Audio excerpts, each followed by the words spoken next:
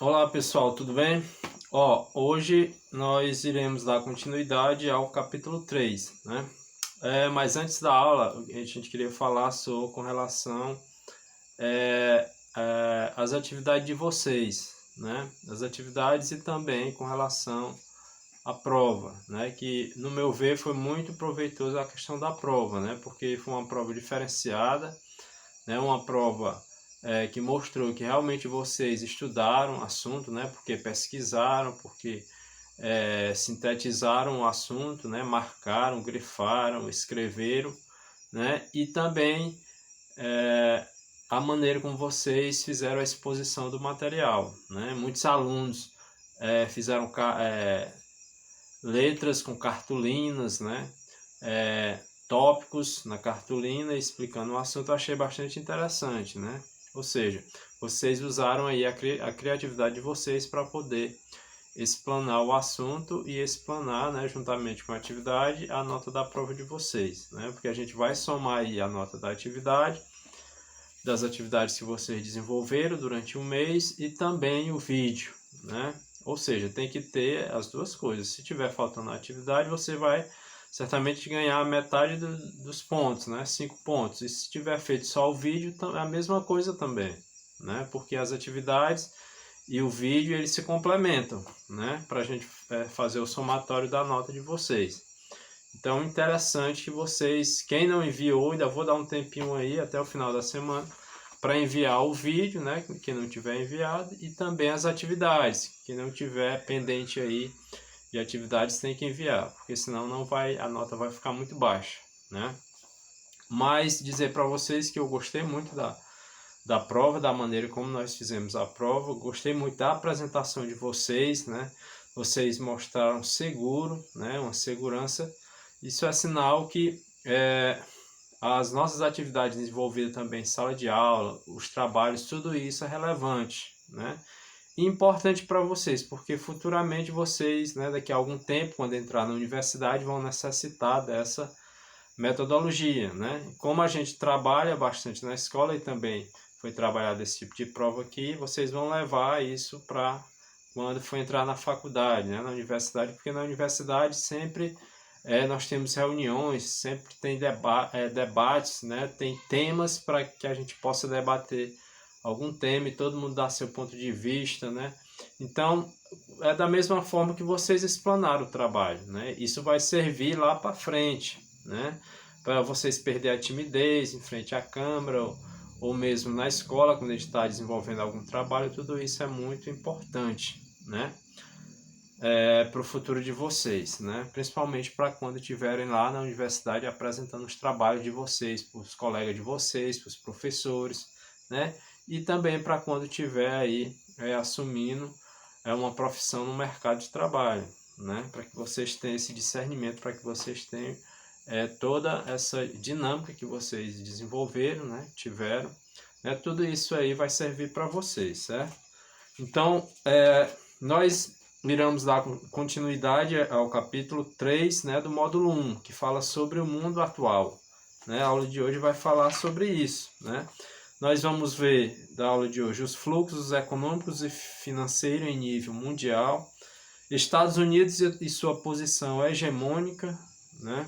Então, por que os Estados Unidos ainda hoje é uma das potências mundiais? Né? Tudo isso a gente se pergunta. A gente vai ver as relações econômicas na globalização, né? Nós iremos ver esses 3 tópicos, né? Iremos ver metade do texto, porque o texto é pequeno, e depois a gente vai ver a outra parte. Acho que, eu não me engano, tem 4 tópicos para a gente fechar na próxima aula e também começar a passar as atividades para vocês, né? Mas que a aula de hoje a gente vai falar sobre os fluxos econômicos e financeiros em nível mundial, né? Espero que vocês estejam aí com o livro em mãos para abrir lá na página 450, né? Então pegue aí, abra na página 450, né? Capítulo 3, módulo 1. Então vamos lá. Essa primeira parte, esse primeiro tópico dos fluxos econômicos e financeiros em nível mundial, ele aborda a questão das revoluções, né? A Revolução Industrial, por exemplo, né? As guerras mundiais e a Guerra Fria. né? São três contextos importantes para a gente poder entender os fluxos econômicos, né? Fluxos de capital, o aumento do capital e etc, né? Ou seja, se a gente for pegar todo o processo histórico, né? Do início das primeiras civilizações até passar pelo feudalismo, né? Onde a atividade econômica era a agricultura e também o artesanato, ele chega até na atividade industrial com o acúmulo de capital. Sempre na história a gente aborda isso, né? Essa transição de uma fase para outra, sempre no intuito de acúmulo de capital, né? Então vai ser transferido para outra fase e assim por diante. E eles se passaram pelas guerras, né? Principalmente pela Primeira e Segunda Guerra Mundial, pela Guerra Fria, e também ele aborda a questão da Revolução Industrial, que foi muito importante com o incremento da economia e do aumento dos fluxos de capitais, né? Então vamos ler uma lida logo aqui no segundo parágrafo para a gente poder entender esse assunto. Ó, diz assim: com o crescimento e aperfeiçoamento das indústrias no pós-guerra, os fluxos de capital passaram a ganhar maiores proporções. O avanço tecnológico, né, alinhado com os meios de comunicação e transporte, elevaram a rapidez do deslocamento de produtos e de informações, diminuindo distância e suprimindo fronteiras, né? Esse texto é interessante porque fala sobre a questão no pós-guerra, né? Depois das guerras, principalmente, os fluxos de capital ganharam maiores proporções por conta da questão dos investimentos e também da questão do aumento, né, dos fluxos de capitais dentro, principalmente dos países mais desenvolvidos, né? Por isso que o texto ele vai falar muito sobre a questão dos Estados Unidos. Por que os Estados Unidos ainda hoje é considerado uma potência mundial, né? Então a gente vai entender todo esse contexto das guerras, né, que sempre os Estados Unidos teve influência nas guerras do mundo, né, e com o objetivo de principalmente de conceder empréstimo para aquelas nações que foram arrasadas. Primeiro ele promovia as guerras, né? A gente sabe que boa parte das guerras que foram promovidas nos Estados Unidos tinha muita influência dos Estados Unidos. Os Estados Unidos, como tinha armamentos, né, destruía aquele território e fazia a reconstrução através dos empréstimos, né? Empréstimos aí a juros a longo prazo, né? Então, é mais ou menos nesse contexto a aula de hoje. Então, ele falou também no texto, nesse parágrafo que eu li, a questão dos avanços tecnológicos. Ele fala aí que a questão do encurtamento da distância, né? E realmente os avanços dos meios de comunicação, né, através da tecnologia, favoreceu o homem, né? Então, essa questão do encurtamento da distância diz respeito à questão de que você está aqui e você pode se comunicar com a pessoa através do celular, do computador, né? Vendo a pessoa, se comunicando com a pessoa, né? Dando informações, recebendo informações, né? Comprando mercadorias, né? Pela internet, por exemplo, né? Às vezes você tem um eletrodoméstico que aqui você acha que é caro na rua e você acaba pesquisando na internet, às vezes acha um preço bom e às vezes não cobra nem o frete, né? E você acaba se engraçando pelo aquele objeto e acaba comprando, né? Então, é mais ou menos nesse contexto da questão do encurtamento da distância por conta do avanço da tecnologia, né? De certa forma, ela favoreceu o mundo e a humanidade, né? Por conta desses avanços, né? Outra parte também, ele fala a questão da questão da destruição da Europa, né? Principalmente no contexto de guerras, né? Os Estados Unidos, por exemplo, a guerra, a divisão, né? Por exemplo, a Segunda Guerra, onde foi destruído boa parte da área da Europa Ocidental, né? Então, os Estados Unidos, como já tinha influência capitalista, investiu muito naquelas áreas, ou seja, através de concessão de empréstimo para aqueles países que estavam arrasados, né, pela guerra, para a questão da reconstrução dos parques industriais, né, das habitações, dos prédios mais importantes, né? Então era necessária a questão de capital para que aqueles países pudessem se reerguer. No caso, na época, só quem tinha mais capital para empréstimo era os Estados Unidos, né? Então ele se beneficiou ainda mais por conta das guerras. E fala também lá no final sobre o contexto do Brasil, né? Fala sobre o Brasil e sua industrialização tardia, né? Ou seja, primeiramente a industrialização se iniciou na Europa para depois, né?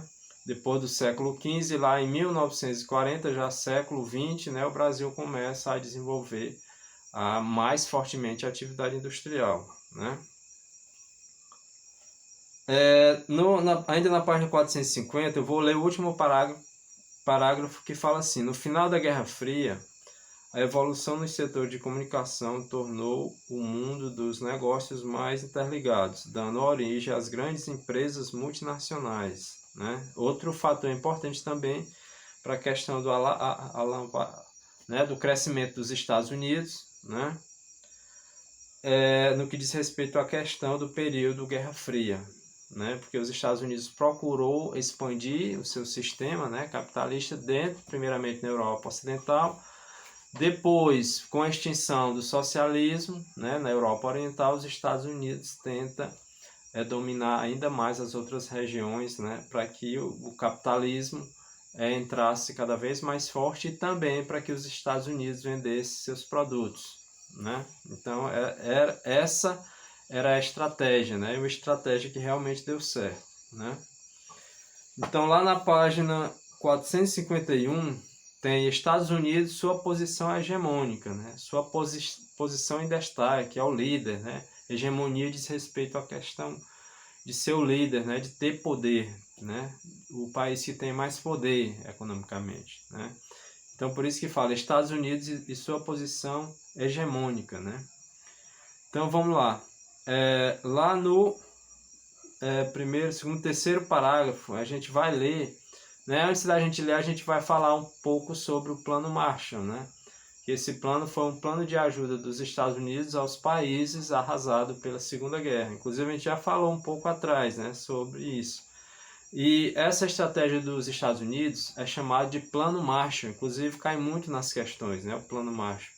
E a doutrina Truman, né, que foi do presidente Truman, que tinha um objetivo também de tentar frear a expansão do socialismo, né? Então, esses dois planos, principalmente o Plano Marshall, que concedia empréstimo aos países arrasados pela guerra, e a doutrina Truman tinha o objetivo de diminuir a influência ou frear a influência do socialismo perante a Europa oriental, principalmente, né? Então, os Estados Unidos queriam dominar realmente todo mundo com o seu sistema, que era o sistema capitalista e que ainda hoje é o sistema que rege, né? Poucos países são socialistas, né? Então é isso. Aí na página 451 a gente vai fazer uma leiturinha sobre a questão das empresas estadunidenses, né? Então vamos lá. Lá no último parágrafo da página 451, coloque lá. Então diz assim: nessas regiões as empresas estadunidenses encontraram boa infraestrutura, baixa carga tributária, impostos e uma legislação ambiental que permitiu que eles extraíssem matéria-prima e recursos naturais a custo muito baixo, contratasse mão de obra abundante e também muito barata, né? Esse período aqui que eu estou lendo foi a partir de 1970, né? Com a influência dos Estados Unidos na Europa e também no sudeste da Ásia, né? E também na América Latina. Olha a estratégia dos Estados Unidos perante as outras nações e também os Estados Unidos aumentando suas empresas nos outros mercados do mundo, né? Então, baixa carga tributária, os Estados Unidos, né, como o líder da economia, sempre procurou colocar suas empresas em países que têm baixa carga tributária, ou seja, quase o governo não cobra imposto, ou seja, ele entra com a empresa falando que vai dar emprego para as pessoas e que o governo, né, diminua as cargas tributárias para que os Estados Unidos possam colocar a sua empresa lá. Então eles fazem esse acordo, né? Os grandes países mais desenvolvidos sempre eles vão procurar países subdesenvolvidos para instalar suas empresas onde tem mão de obra barata, ou seja, ele paga o salário mínimo do mínimo, né? Onde ele tem matéria-prima para extrair, para fabricar aquele produto, né? Onde tem uma legislação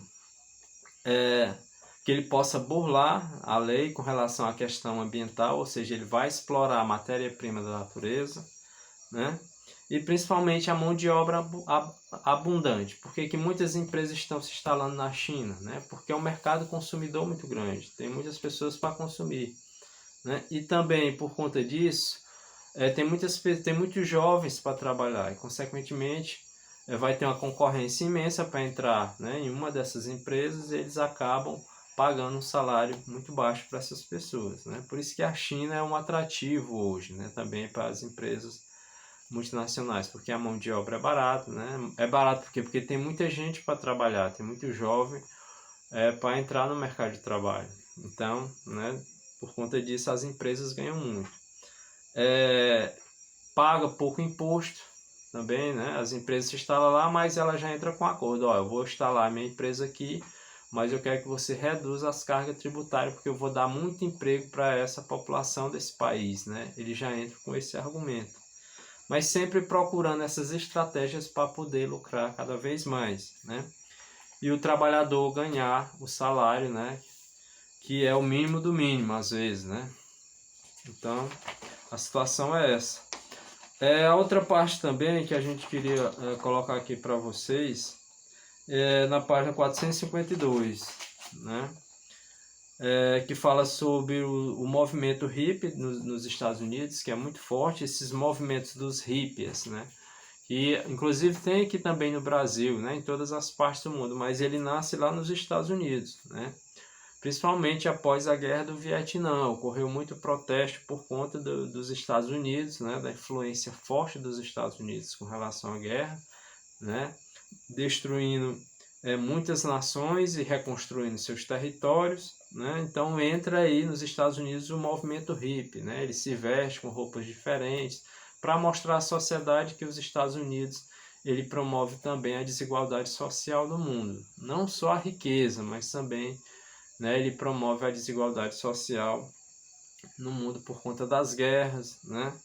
Por conta de que o sistema capitalista também ele é muito concentrador de renda, né? Poucas pessoas vão se beneficiar do sistema capitalista, porque ele é muito exigente, né? A gente pega logo pelo trabalhador. O trabalhador hoje ele tem que ser altamente qualificado, porque senão ele tem dificuldade de entrar no mercado de trabalho, né? As empresas vão optar por pessoas cada vez mais estudadas, né? Com qualificação profissional. Por isso que é importante a gente estudar, né? Que a gente faça cursos e mais cursos para ter qualificação, para poder conseguir uma vaga no mercado de trabalho, que não é fácil, né? Não é fácil por conta da concorrência e por conta desse sistema que rege o mundo, que é o sistema capitalista, né? Se você não se adequar ao sistema, você acaba ficando do lado de fora. Se você não tiver incluso na tecnologia, né? Se você não tem o acesso à internet, ao celular, aos computadores, né? Se não tem o conhecimento disso, fica difícil você se inserir no mercado de trabalho hoje, né? Então, esses movimentos dos hippies surgiram exatamente insatisfeito com a situação do mundo, né? Porque os Estados Unidos, ao mesmo tempo que promovia as guerras, destruía o adversário, reconstruía, né?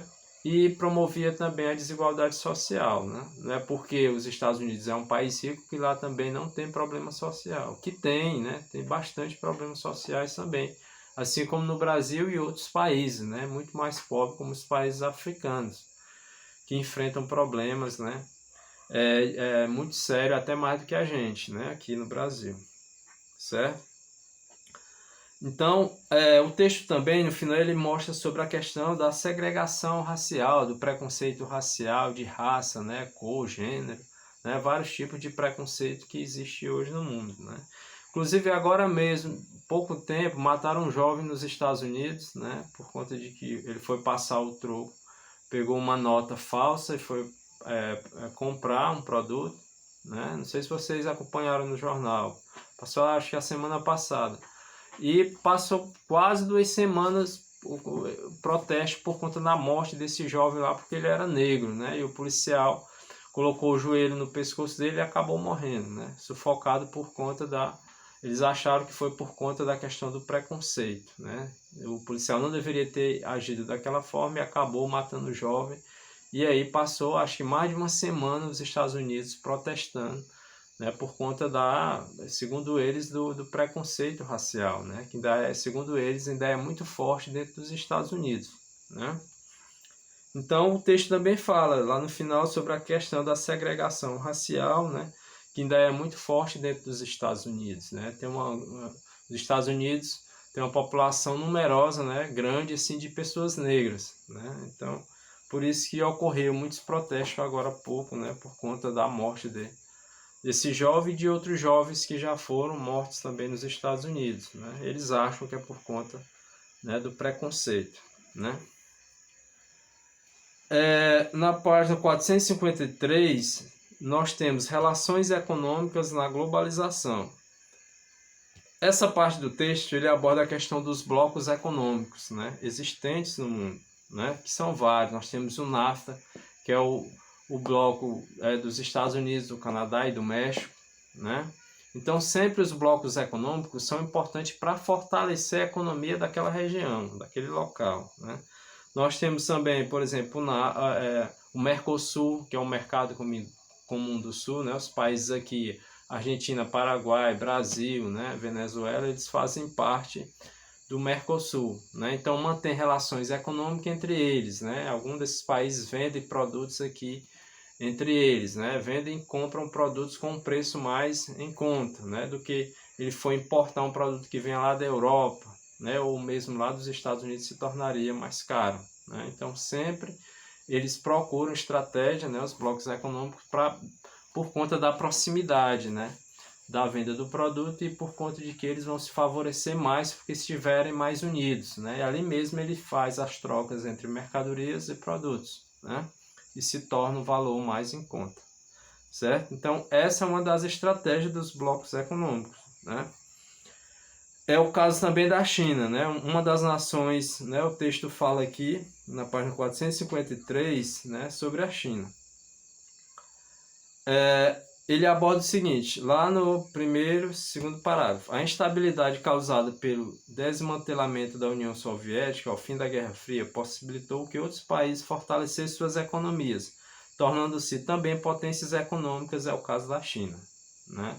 Então ele passou por esse processo de transição, né, do socialismo, da União Soviética, né, porque dele fazia parte, e aí hoje é uma das maiores nações, né, econômicas do mundo, a China, né? E fala o que mais? Lá na página 454 também fala um pouco sobre a China, que diz: uma das principais armas da China nesse processo de expansão comercial foi a enorme abundância de mão de obra, né, que eu falei lá no início, que as multinacionais, os países mais desenvolvidos estão procurando áreas onde tem mão de obra barata. E na China tem muitos chineses, jovens chineses, que querem entrar no mercado de trabalho. Muitos já são empregados, outros esperam que as empresas se instalem lá para eles poderem entrar no mercado de trabalho. Então vamos lá. Enorme abundância de mão de obra barata e qualificada. Ó, além da mão de obra ser barata, tem que ser qualificada, né? No próprio país, que conta ainda com farta matéria-prima, né? Então ele tem recursos para retirada da natureza, tem um subsídio para produzir o produto em seu próprio território. Tudo isso as multinacionais buscam e lá na China tem, né? Tem um mercado consumidor muito grande, porque tem muita gente para consumir, né? Tem lá 1,4 bilhões de habitantes, tem muita gente para consumir e, consequentemente, as empresas, ó, vou instalar minha empresa lá porque o mercado consumidor é grande, eu vou lucrar muito, porque a mão de obra lá é barata, né? E qualificada também, porque os jovens estão estudando, se preparando para entrar no mercado de trabalho, né?